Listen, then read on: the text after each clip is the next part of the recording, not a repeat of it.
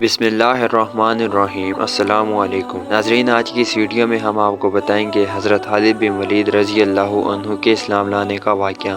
حضرت خالد بن ولید رضی اللہ عنہ فرماتے ہیں کہ جب اللہ تعالیٰ نے میرے ساتھ بھلائی کا ارادہ فرمایا تو اللہ تعالیٰ نے میرے دل میں اسلام لانے کا جذبہ پیدا فرما دیا اور ہدایت کا راستہ میرے سامنے کھل گیا، اور میں نے اپنے دل میں کہا کہ محمد صلی اللہ علیہ وسلم کے خلاف تمام لڑائیوں میں شریک ہوا ہوں، لیکن ہر لڑائی سے واپسی پر مجھے یہ خیال آتا تھا کہ میں یہ ساری بھاگ دوڑ بے فائدہ کر رہا ہوں اور یقیناً محمد صلی اللہ علیہ وسلم غالب ہو کر رہیں گے۔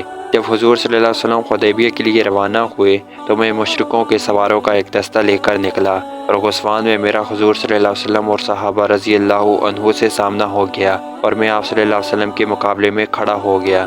میں نے آپ صلی اللہ علیہ وسلم سے کچھ چھیڑ چھاڑ کرنا چاہی۔ آپ صلی اللہ علیہ وسلم ہمارے سامنے اپنے صحابہ رضی اللہ عنہ کو ظہر کی نماز پڑھانے لگے۔ ہم نے سوچا کہ ہم نماز کے دوران ہی آپ صلی اللہ علیہ وسلم پر حملہ کر دیں، لیکن ہم کسی فیصلہ تک نہ پہنچ سکے، اس لیے ہم نے حملہ نہ کیا اور اسی میں خیر تھی۔ آپ صلی اللہ علیہ وسلم کو ہمارے اس ارادے کا پتہ چل گیا، یعنی اللہ تعالیٰ نے آپ صلی اللہ علیہ وسلم کو بتا دیا۔ چنانچہ آپ صلی اللہ علیہ وسلم نے اپنے صحابہ رضی اللہ عنہ کو عصر کی نماز صلاۃ الخوف کے طریقے پر پڑھائی۔ اس بات کا ہمارے دلوں پر بہت اثر پڑا، اور میں نے اپنے دل میں کہا کہ اس آدمی کی حفاظت کا مستقل غیبی انتظام ہے۔ آپ صلی اللہ علیہ وسلم ہم سے ایک طرف ہو گئے اور ہمارے گھوڑوں کا راستہ چھوڑ کر دائیں طرف چلے گئے۔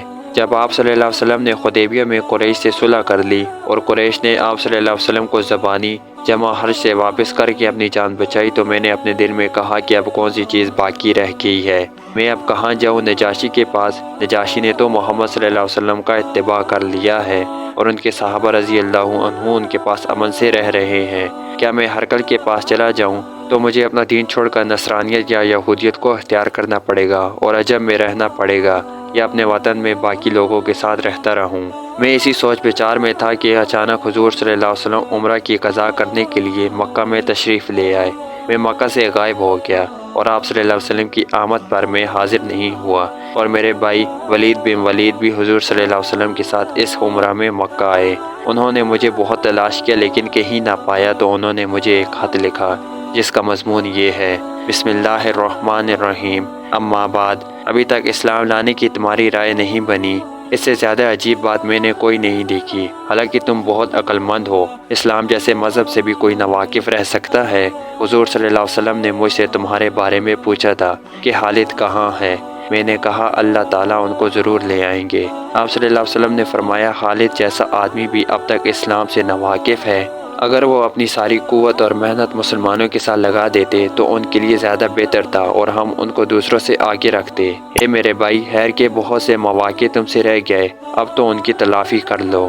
حضرت خالد بن ولید رضی اللہ عنہ فرماتے ہیں کہ جب مجھے اپنے بھائی کا خط ملا تو میرے دل میں مدینہ جانے کا ایک شوق پیدا ہوا اور اسلام کی رغبت بڑھنے لگی، اور مجھے اس بات سے بہت خوشی ہوئی کہ حضور صلی اللہ علیہ وسلم نے میرے بارے میں پوچھا، اور اس زمانے میں نے خواب دیکھا کہ میں ایک قحط زدہ اور تنگ علاقے میں ہوں، اور میں وہاں سے نکل کر ایک سرسب اور وسیع علاقے میں پہنچ گیا ہوں۔ میں نے کہا یہ سچا خواب معلوم ہوتا ہے۔ جب میں مدینہ آیا تو میں نے کہا اس خواب کا حضرت ابوبکر رضی اللہ عنہ سے ضرور تذکرہ کروں گا۔ چنانچہ میں نے ان سے اس خواب کا ذکر کیا تو انہوں نے یہ تعبیر بتائی کہ علاقے کی تنگی سے مراد وہ شرک ہے جس میں تم مبتلا تھے، اور اس تنگ علاقے سے نکلنے سے مراد اللہ تعالیٰ کی طرف سے اسلام کی ہدایت کا مل جانا ہے۔ جب میں نے حضور صلی اللہ علیہ وسلم کی خدمت میں حاضری کا پختہ ارادہ کر لیا تو میں نے سوچا کہ حضور صلی اللہ علیہ وسلم کی خدمت میں حاضری کے لیے کس کو اپنے ساتھ لوں۔ اس سلسلے میں صفوان بن امیہ کے پاس گیا اور میں نے اس سے کہا اے ابو وہاب، کیا تم دیکھتے نہیں ہو کہ ہم کس حال میں ہیں؟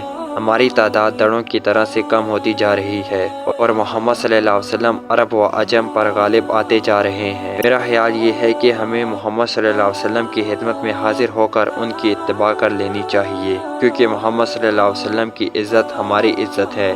لیکن صفوان نے سختی سے انکار کر دیا اور کہا کہ میرے علاوہ اور کوئی بھی نہ بچا تو بھی ان کی اتباع ہرگز نہیں کروں گا۔ میں اسے چھوڑ کر چل دیا، اور میں نے کہا اس آدمی کے بھائی اور والد کو بدر میں قتل کیا گیا تھا، اس لیے یہ نہیں مان رہے ہیں۔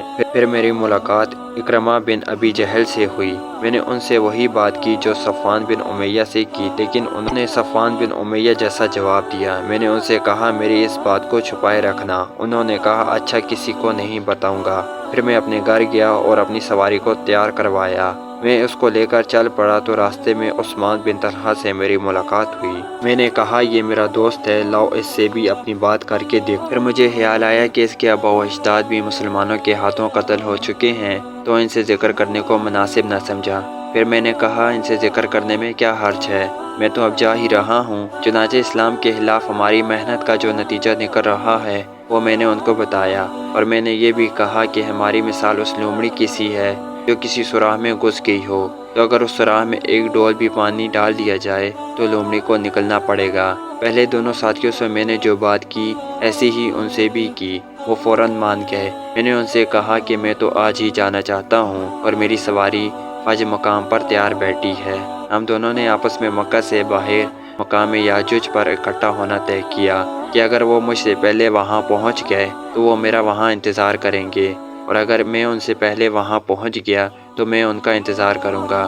چنانچہ صبح سحری کے وقت ہم لوگ گھروں سے نکلے اور طلوع فجر سے پہلے ہی ہم لوگ مقام یاجوج پر جمع ہو گئے۔ پھر وہاں سے ہم دونوں روانہ ہوئے۔ جب ہم حدہ مقام پر پہنچے تو وہاں ہمیں حضرت عمرو بن عاص رضی اللہ عنہ ملے۔ انہوں نے کہا تم لوگوں کو خوش آمدید ہو۔ ہم نے کہا تمہیں بھی خوش آمدید ہو۔ انہوں نے پوچھا کہاں جا رہے ہو؟ ہم نے کہا تم گھر سے کس ارادے سے چلے ہو؟ انہوں نے کہا آپ لوگ گھر سے کس ارادے سے چلے ہو؟ ہم نے کہا ہمارا ارادہ تو اسلام میں داخل ہونے کا اور محمد صلی اللہ علیہ وسلم کی اتباع کرنے کا ہے۔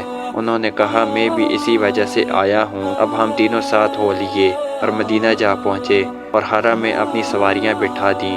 حضور صلی اللہ علیہ وسلم کو ہمارے آنے کی خبر ملی جس سے آپ صلی اللہ علیہ وسلم بہت خوش ہوئے۔ میں نے اپنے صاف ستھرے کپڑے پہنے اور حضور صلی اللہ علیہ وسلم کی جانب چل پڑا۔ راستے میں میرے بھائی مجھے ملے۔ انہوں نے کہا جلدی کرو، حضور صلی اللہ علیہ وسلم کو تمہاری خبر مل چکی ہے اور وہ تمہارے آنے سے خوش ہیں اور تم لوگوں کا انتظار کر رہے ہیں۔ ہم تیز چلنے لگے۔ جب میں نے آپ صلی اللہ علیہ وسلم کو دور سے دیکھا تو آپ صلی اللہ علیہ وسلم مجھے دیکھ کر مسکراتے رہے، یہاں تک کہ میں نے آپ صلی اللہ علیہ وسلم کے قریب آ کر یا نبی کہہ کر سلام کیا۔ آپ صلی اللہ علیہ وسلم نے کھلے ہوئے چہرے کے ساتھ سلام کا جواب دیا۔ میں نے کلمہ شہادت پڑھا۔ آپ صلی اللہ علیہ وسلم نے فرمایا آگے آؤ، تمام تعریفیں اس اللہ کے لیے ہیں جس نے تم کو ہدایت دی۔ تمہاری عقل و سمجھ کو دیکھ کر مجھے یہی امید تھی کہ تمہیں خیر ہی کی توفیق ملے گی۔ میں نے عرض کیا یا رسول اللہ، میں جن لڑائیوں میں آپ صلی اللہ علیہ وسلم کے مقابلے میں حق کے خلاف لڑا ہوں مجھے ان کا بہت خیال آ رہا ہے۔ آپ صلی اللہ علیہ وسلم میرے لیے اللہ سے دعا کریں کہ اللہ تعالیٰ ان سب کو معاف کر دے۔